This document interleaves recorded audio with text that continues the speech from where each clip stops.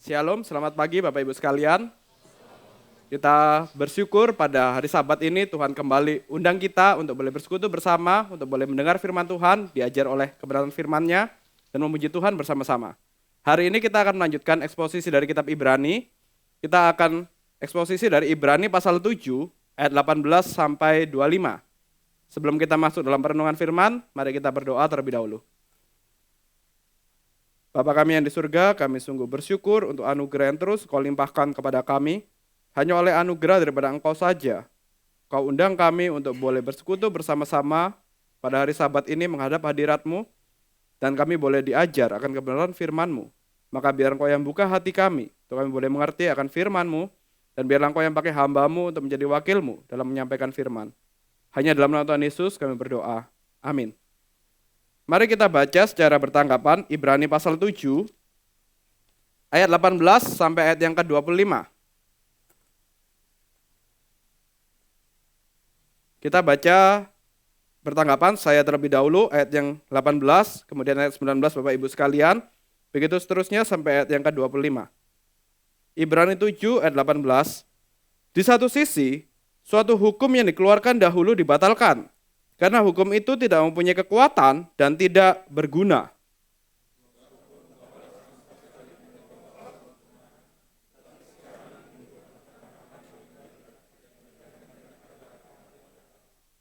Hal ini tidak terjadi tanpa sumpah. Memang yang lain telah menjadi imam tanpa sumpah. Tetapi yang satu ini, silakan ayat 21.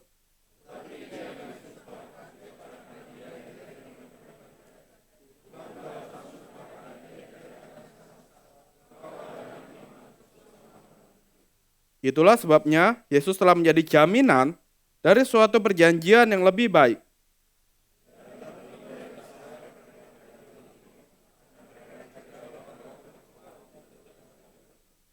Namun karena ia tetap selama-lamanya, imamatnya tidak dapat beralih kepada orang lain.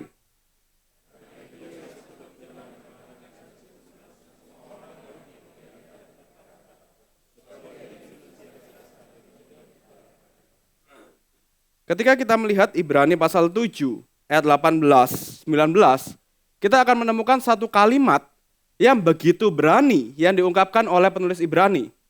Yang kalau kita bandingkan perkataan penulis Ibrani ini dengan Tuhan Yesus, tampaknya penulis Ibrani lebih berani. Dia mengatakan hukum Taurat itu tidak mempunyai kekuatan dan tidak berguna. Tidak membawa kepada kesempurnaan. Sedangkan Tuhan Yesus mengatakan, aku datang bukan untuk meniadakan hukum Taurat, tapi untuk menggenapinya. Jadi kesannya, seakan-akan penulis Ibrani, dia lebih tegas. Seakan-akan dia mengatakan, hukum Taurat ini nggak berguna. Tapi Tuhan Yesus tidak mengatakan itu. Tuhan Yesus mengatakan, aku datang bukan untuk meniadakan hukum Taurat loh, tapi untuk menggenapinya. Nah, jadi kita bisa melihat kenapa penulis Ibrani menggunakan kalimat yang seakan-akan lebih berani dari Tuhan Yesus. Seakan-akan lebih tegas dari Tuhan Yesus. Kita perlu tahu konteksnya terlebih dahulu. Penulis Ibrani ini sedang berbicara atau sedang menuliskan surat kepada jemaat yang adalah orang Ibrani tetapi menjadi Kristen. Orang-orang generasi kedua dari gereja Tuhan, dari muridnya para murid, maka generasi yang kedua, tetapi yang mayoritas adalah orang Ibrani, mayoritas orang Yahudi. Maka mereka sudah terbiasa terhadap ajaran Yahudi. Nah, menurut ajaran Yahudi, hukum Taurat itu adalah kunci untuk bisa menerima janji Tuhan, menerima berkat Tuhan. Berkat Tuhan yang mana? Janji Tuhan yang mana? Janji Tuhan yang Tuhan ucapkan kepada bapak-bapak Israel, kepada Musa, kepada Abraham, kepada Daud. Tapi dua yang paling besar, dua yang selalu diingat oleh orang Yahudi adalah janji Tuhan kepada Abraham dan juga kepada Daud. Janji Tuhan kepada Abraham bahwa nanti keturunannya Abraham akan banyak. Banyak seperti pasir di laut, seperti bintang di langit. Dan nanti dari keturunannya Abraham itu akan memiliki satu tanah, satu negeri yang berlimpah susu dan madunya. Satu negeri yang begitu baik, satu negeri yang begitu besar, itu akan menjadi milik mereka. Tanah yang begitu subur, yang tidak ada kesusahan sama sekali. Itu akan menjadi milik mereka. Itu yang mereka nantikan, itu yang mereka harapkan. Kemudian yang kedua, janji kepada Daud, bahwa nanti dari keturunan Daud akan ada seorang yang menjadi raja, raja yang besar, raja yang tahtanya tidak berkesudahan. Dan dari sana kerajaannya itu akan kekal. Maka bangsa Israel itu mengharapkan, oh berarti nanti akan ada raja yang seperti Daud atau bahkan lebih besar dari Daud. Daud juga anaknya Salomo itu kan bikin bangsa Israel disegani. Mereka jadi bangsa yang besar sekali sampai orang-orang itu banyak datang kepada Salomo ataupun juga kepada Daud untuk belajar. Kepada Salomo hikmatnya, kepada Daud melihat bagaimana Tuhan pimpin, Tuhan beserta. Itu menjadi pengharapan mereka. Nah, kenapa dua janji ini yang mereka ingat? Karena kalau kita lihat, bangsa Israel pada zaman Tuhan Yesus, 2 abad sebelum Tuhan Yesus lahir sampai zaman Tuhan Yesus, mereka adalah bangsa yang selalu terjajah. Mereka adalah bangsa yang memang sudah masuk tanah Kanaan, memang awal-awal mereka masuk tanah Kanaan, mereka bisa mengalahkan bangsa-bangsa di Kanaan. Mereka menguasai tanah itu yang dijanjikan kepada Abraham. Tampaknya mereka sudah berhasil. Dan setelah itu lahir Raja Daud. Mereka berkuasa sekali. Tapi apa yang terjadi kalau kita lihat dalam sejarah Israel, di Perjanjian Lama, itu kan tidak berlangsung lama kejayaan mereka.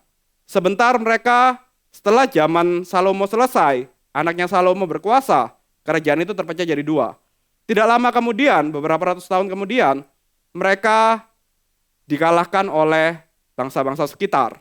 Mereka sampai harus dibuang ke Babel. Mereka kalah oleh Asyur. Maka yang tadinya mereka punya janji akan tinggal di tanah yang subur, mereka diangkut ke Babel. Yang tadinya mereka punya janji akan ada kerajaan yang besar, kalah oleh bangsa Babel. Dan tidak berhenti sampai di sana. Ketika pada akhirnya mereka bisa kembali lagi ke tanah Kanaan setelah dari Babel, kembali ke Yerusalem.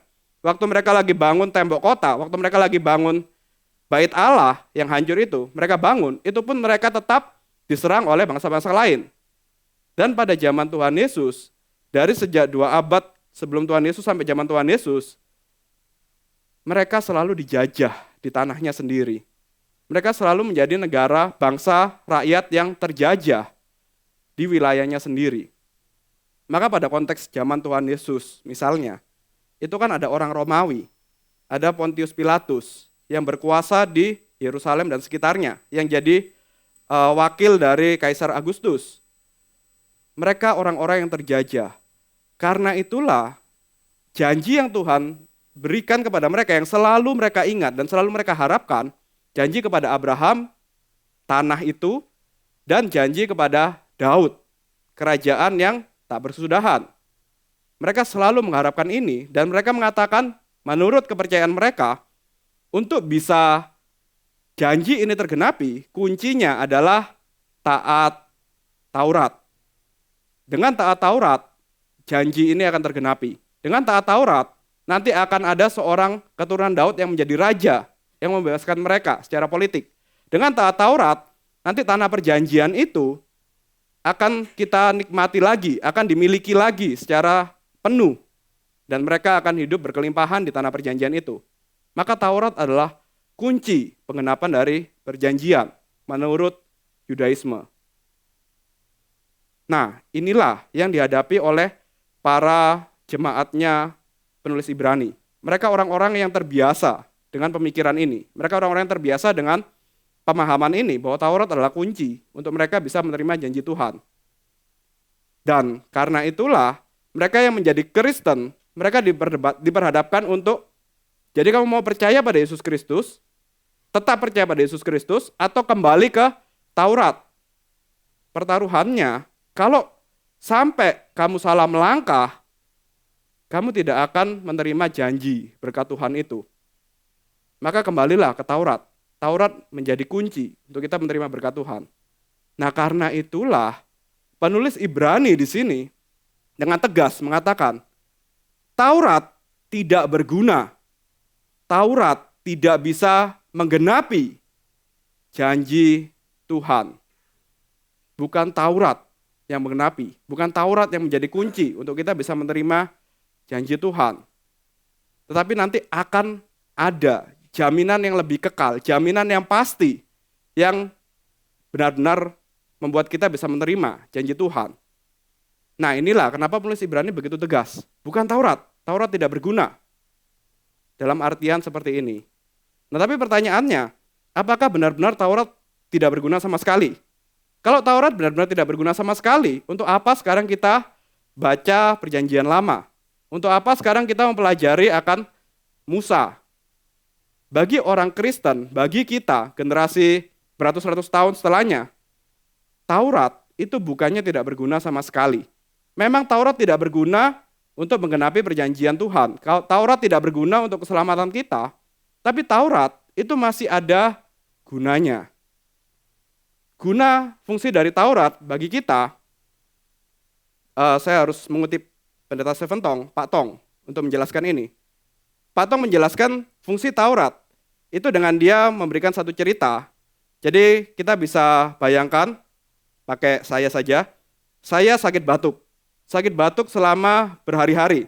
Biasanya cowok itu kalau sakit batuk 2 hari 3 hari itu akan merasa baik-baik saja, nggak masalah lah. Biasanya juga sakit batuk, paling hari keempat sembuh, nggak usah ke dokter, ya cari obat seadanya di apotek atau bahkan di Indomaret, cari obat seadanya.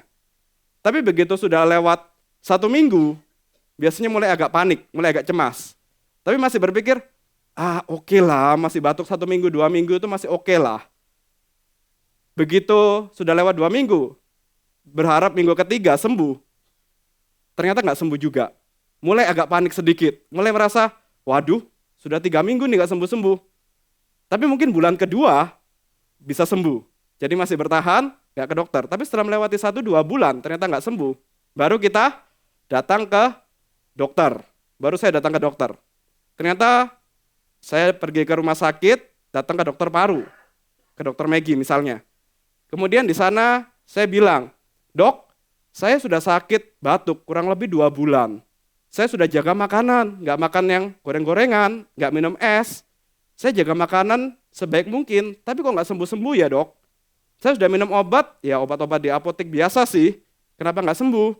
Akhirnya dokter mengatakan, ya sudah sini saya cek.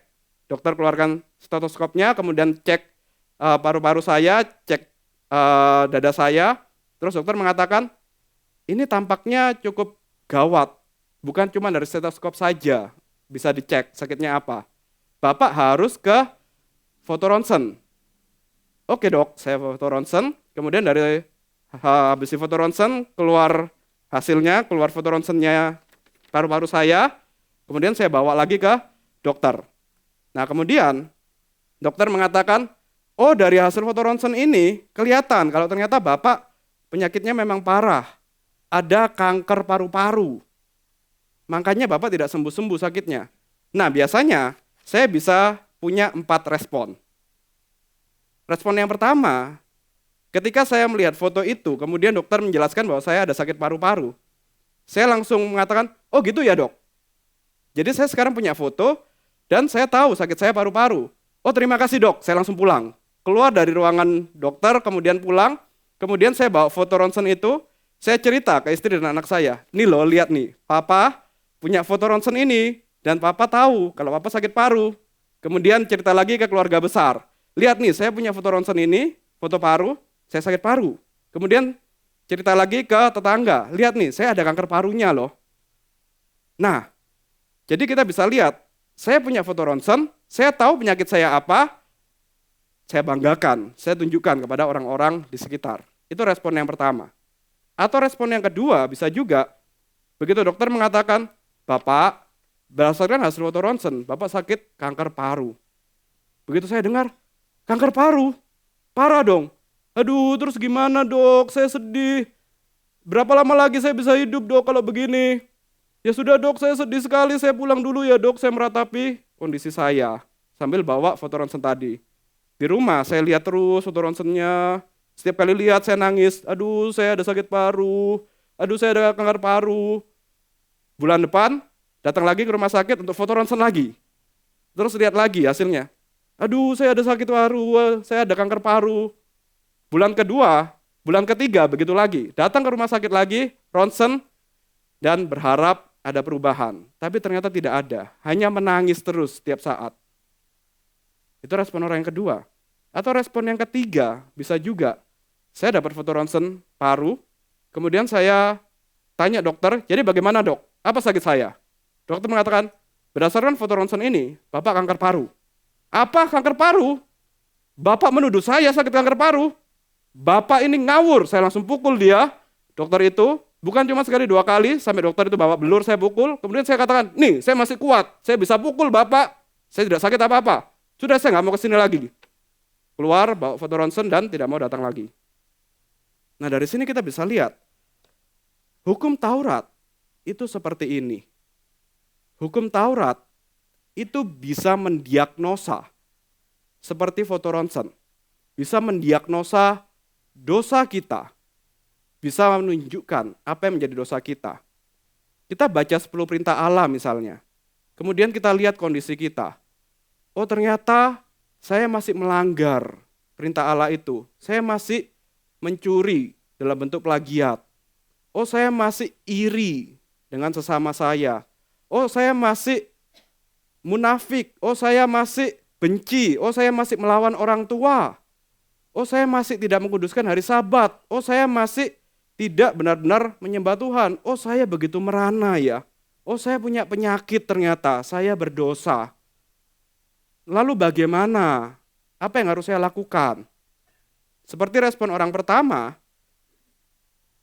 kita bisa baca Taurat. Kita tahu kondisi kita apa, kemudian kita bangga. Lihat nih, saya mengerti Taurat, saya mengerti kondisiku. Kalian nggak tahu Taurat kan? Nih saya tunjukkan. Menurut Taurat, kita semua berdosa. Saya berdosa, Anda berdosa, kita semua berdosa. Oke, cuman bisa membanggakan gitu saja, titik.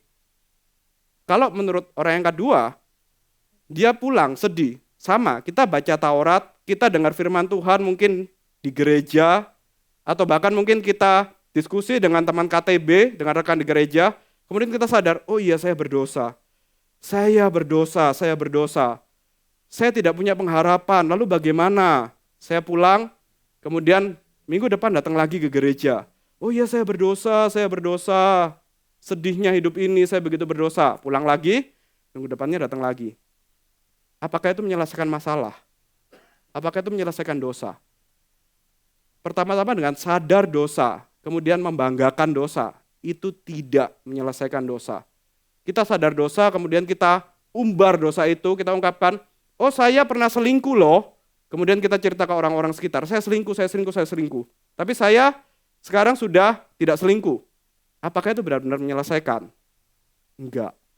Yang kedua, oh saya berdosa, maka saya ke gereja. Ke gereja, saya tenang sebentar, tapi kemudian saya pulang. Besoknya sedih lagi, berdosa lagi, ke gereja lagi, tenang sebentar, pulang. Apakah itu dengan sedih akan dosa saja? Itu sudah menyelesaikan dosa? Enggak. Apalagi respon yang ketiga. Saya di gereja dituduh berdosa. Saya di gereja diadili, dianggap orang yang paling berdosa. Hamba Tuhan masa mengatakan saya berdosa. Ngawur itu hamba Tuhannya, udahlah saya nggak usah gereja lagi. Toh tanpa gereja juga saya hidup baik-baik saja. Saya juga masih sehat tanpa ke gereja. Maka kembali lagi, hukum Taurat, sistem agama, apapun itu hanya berhenti sampai bisa mendiagnosa kalau kita berdosa. Tetapi tidak menyelesaikan masalah dosa. Maka perlu respon yang keempat. Orang yang keempat, ketika diberikan hasil ronsen, kemudian menunjukkan kepada dokter, dan dokter mengatakan, Bapak ada kanker paru. Sedih, kemudian langsung bertanya, lalu bagaimana dokter? Bagaimana untuk bisa sembuh? Bagaimana kanker paru ini bisa, saya tidak ada lagi kanker parunya, bagaimana? Dokter mengatakan, di tempat ini, kami hanya bisa ronsen, kami hanya bisa memberikan indikasi, mendiagnosa penyakitnya apa. Tapi Bapak harus dioperasi untuk diangkat kanker parunya. Tapi tempat ini tidak bisa. Maka saya harus merujuk Bapak ke dokter yang lain, di rumah sakit yang lain. Pendeta Siontong mengatakan, saya dokter T, saya merujuk Bapak ke dokter I. Saya dokter Taurat, merujuk Bapak ke dokter I, dokter Injil. Di sana nanti dia akan mengoperasi kanker Bapak dan mengangkat dosa Bapak. Itulah Injil itu. Itulah yang benar-benar menyelesaikan problem dosa. Maka kembali lagi, Taurat itu tidak bisa menyelesaikan dosa. Taurat mendiagnosa dosa bisa. Bahkan sistem agama apapun, wahyu umumnya Tuhan, itu bisa mendiagnosa dosa. Dari agama apapun juga kita bisa belajar, oh iya, Muslim misalnya atau apapun itu, dari sana belajar, oh iya memang, dari sana saya bisa tahu, saya berdosa. Lalu harus bagaimana? Healing. Apa healingnya? Ya pergi bertapa misalnya, atau berbuat baik yang ini, berbuat baik yang itu. Itu cuman seperti kanker tadi, cuma dikasih painkiller aja, tidak menyelesaikan masalahnya. Satu-satunya yang bisa menyelesaikan hanya Injil. Dosa bisa dihapus hanya oleh Yesus Kristus yang mati di atas kayu salib. Yang mengangkat dosa kita, yang menebus, membersihkan dosa kita, yang memberikan kebenaran kepada kita. Inilah fungsi Taurat, menunjuk pada Yesus Kristus yang membersihkan dosa. Taurat sendiri tidak bisa membersihkan dosa, tetapi Yesus Kristus satu-satunya yang membersihkan dosa. Taurat menunjuk, mendiagnosa akan dosa kita dan menunjuk pada Yesus Kristus. Dan juga Taurat itu bersifat sementara. Taurat yang mengadministrasi itu kan imam-imam keturunan Harun. Imam-imam keturunan Harun itu manusia biasa, nggak kekal. Jadi dia bisa mengatakan, oh kamu harus memberikan persembahan kurban ini, nanti waktu hari Yom Kippur, hari raya pendamaian, bawa kurban, nanti imam besar yang akan potong kurban itu bawa darahnya, darah korban lembu ataupun korban domba, kemudian dia masuk ke ruang Maha Kudus, dia tebus dosa dia sendiri terlebih dahulu, baru tebus dosa umatnya. Imam besar melakukan itu setahun sekali. Tapi 50 tahun kemudian, imam besarnya sudah meninggal, ganti imam besar yang lain, nggak kekal. Tidak ada jaminan di sini bahwa penebusannya itu kekal. Tidak ada jaminan bahwa imam besar itu terus memegang perjanjian, terus menjadi penggenap akan perjanjian, terus menebus dosa dari umat Tuhan. Mereka terbatas secara administrasi. Maka orang yang satu-satunya imam yang bisa bertahan, satu-satunya imam yang layak untuk bisa memegang perjanjian Tuhan, satu-satunya imam yang bisa menjadi penjamin akan perjanjian Tuhan, untuk kita bisa terima perjanjian Tuhan, itu harus yang kekal.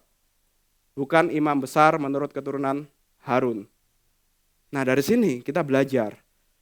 Kalau tadi kita belajar Tuhan Yesus itu mati di atas kayu salib untuk menebus dosa kita, untuk menyembuhkan kanker kita.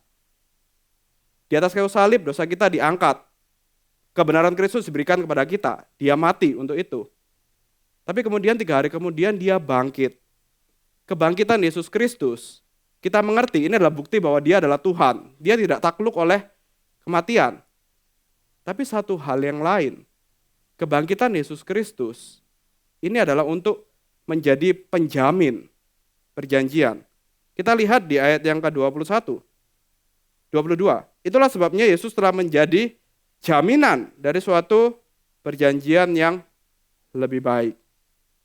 Penulis Ibrani juga kali ini menggunakan kata yang kuat juga, kata yang hanya ada muncul satu kali di sepanjang Alkitab, Kejadian sampai Wahyu, yaitu jaminan. Bahasa Indonesia jaminan tampaknya biasa. Tapi kalau dalam bahasa Yunani, ini menggunakan kata engios. Muncul cuma satu kali di Alkitab. Engios dalam bahasa Yunani, ini sebenarnya diambil dari hukum orang Yunani. Bahasa hukumnya orang Yunani. Artinya memang ya jaminan, penjamin. Jadi gambarannya seperti pada zaman dulu orang Yunani kuno, ketika mereka mau ikat satu perjanjian, mau ikat satu kesepakatan, itu bukan cuma melibatkan 2 orang, tapi harus ada pihak ketiga dan itu disaksikan secara hukum, dilegalkan secara hukum. Jadi misalnya, saya mau pinjam uang kepada Pak Tama 100 juta. Kemudian Pak Tama mengatakan, Kamu mau pinjam 100 juta, saya tidak percaya kamu bisa bayar. Saya tidak percaya kamu bisa kembalikan 100 juta itu. Apa jaminannya? Tiba-tiba sahabat saya yang baik, Pendeta Peter, datang. Kemudian dia mengatakan, oh saya percaya pada Pak Jeko. Saya tahu Pak Jeko itu siapa. Saya sudah kenal dekat dengan Pak Jeko. Maka saya mau menjadi penjamin bagi Pak Jeko. Nah inilah, saya mau menjadi engios bagi Jeko.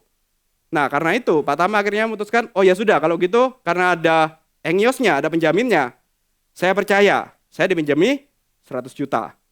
Nah kalau saya bisa balikan 100 juta itu sesuai kesepakatan, dalam 5 tahun misalnya, kembalikan 100 juta, maka Pak Peter aman. Tapi kalau saya tidak bisa kembalikan bagaimana? Pak Peter akan dalam kondisi yang bahaya sekali. Pada konteks zaman Yunani kuno, nggak banyak orang yang mau jadi engios, nggak banyak orang yang mau menjadi penjamin. Kenapa begitu? Karena dia terikat secara hukum, dia harus menebus kalau saya tidak bisa menepati janji itu. Dan menebusnya itu bisa suka-suka dari orang yang telah berjanji. Pak Tama misalnya, bisa mengatakan, oh 100 juta saya tidak mau. Pak Jeko nggak bisa menyelesaikan 100 juta, kamu jadi engiosnya, penebusnya, penjaminnya.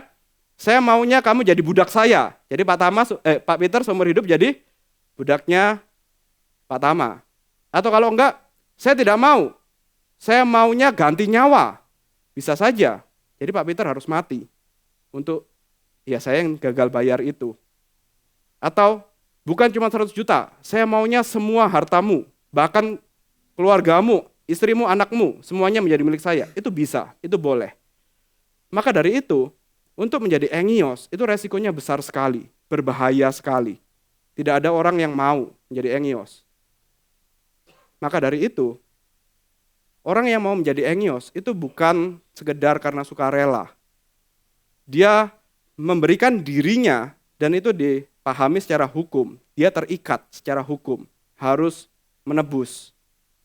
Saya bisa bebas, tetapi yang jadi engios bisa jadi budak atau bisa dibunuh mati untuk menggantikan saya.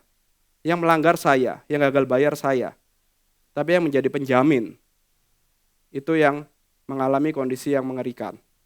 Atau kemudian kalau bukan Pak Peter, misalnya Pak Tama mengatakan, Pak Peter mau menjadi penjamin saya, kalian berdua kan sama, selevel. Lu sama Peter ya sama aja lah, kekayaannya sama segitu-segitu aja. Tiba-tiba Pak Tong yang datang. Pak Tong bilang, oh saya percaya Jeko, saya mau menjadi penjamin. Nah Pak Tama mengatakan, oh karena Pak Tong yang jadi penjamin, wah ini bisa dipercaya sekali. Dia pasti bisa bayar lah, kalau saya tidak bisa, setidaknya reputasinya Pak Tong, nama besarnya Pak Tong, hartanya Pak Tong, semuanya itu cukup untuk bayar. Tapi Pak Tong kan usianya sudah tua. Kalau Pak Tong jadi penjaminnya Pak Jeko, emang Pak Tong 10 tahun lagi masih hidup? Kalau Pak Tong mati duluan gimana? Waduh, sebaiknya enggak deh. Pak Tong, ya saya percaya Pak Tong, tapi jangan Pak Tong lah yang jadi engios. Karena Pak Tong usianya kita nggak tahu berapa tahun lagi hidup. Nah, maka orang yang jadi engios, orang yang menjadi penjamin, itu juga harus orang yang panjang usianya. Harus orang yang benar-benar bisa menjamin, bukan orang yang sebentar lagi mati. Nah disinilah kita bisa lihat, Yesus Kristus itu yang jadi penjamin kita. Ketika kita lahir baru, ketika kita percaya Yesus Kristus yang mati di atas kayu salib, menebus dosa kita, membenarkan kita. Dosa kita benar-benar diampuni. Kebenaran Kristus benar-benar diberikan pada kita. Tapi sebulan kemudian, apa jaminannya kita tetap hidup suci? Apa jaminannya kita tidak mengulangi kesalahan bangsa Israel yang keluar dari Mesir menuju tanah Kanaan? Mereka ditebus, mereka dibebaskan dari perbudakan Mesir menuju tanah Kanaan. Tapi mereka langsung jatuh dalam dosa dalam perjalanan itu. Apa jaminannya? Kalau bangsa Israel gagal, di antara generasi pertama yang bisa masuk ke tanah Kanaan, itu cuma Kaleb dan Yosua. Lalu apa jaminannya? Saya yang lebih lemah, apa jaminannya saya yang berdosa? Toh terbukti, saya percaya Yesus Kristus sebagai Tuhan dan Juru Selamat, bulan depan saya berdosa lagi. Tetap aja saya melakukan korupsi, tetap aja saya menipu sana, menipu sini, tetap saja saya berbohong, tetap saja saya plagiat, tetap saja saya berzinah. Apa jaminannya saya bisa masuk ke Yerusalem baru itu? Kalau orang Yahudi dulu, bangsa Israel yang keluar dari Mesir menuju tanah Kanaan, Taurat yang menjadi jaminan mereka, dan itu tidak bisa. Kali ini yang menjadi jaminan kita, Yesus Kristus yang bangkit. Kematiannya menebus dosa kita, membenarkan kita, dan kebangkitannya menjamin untuk kita bisa masuk, untuk kita bisa menerima pengenapan dari perjanjian itu. Kalau kita lihat dari kitab Galatia, pasal yang ketiga ayat 29.